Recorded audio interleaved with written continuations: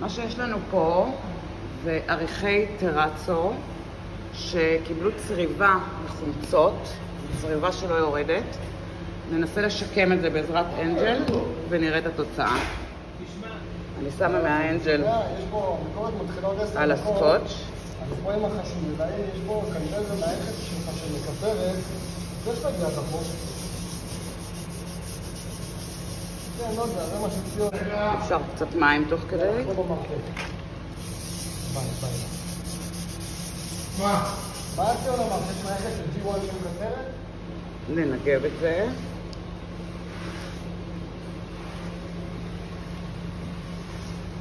אתה יכול להכין את הפן.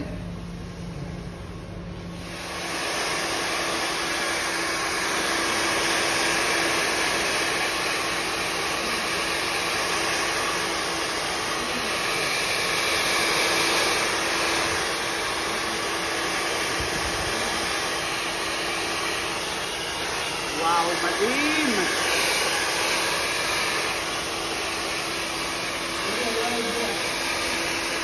איזה יופי, העלים את הכתר. אפשר לראות שהעריכים שהיו עליהם כתמים חזקים, בייחוד זה שהנה הקצה של הכתם שלו, ממש קיבלו אחידות. אפשר לראות את זה לעומת שאר הרצפה שהיא צרובה.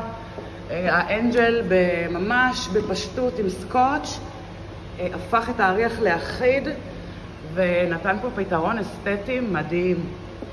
וואלה, אנג'ל, כל הכבוד.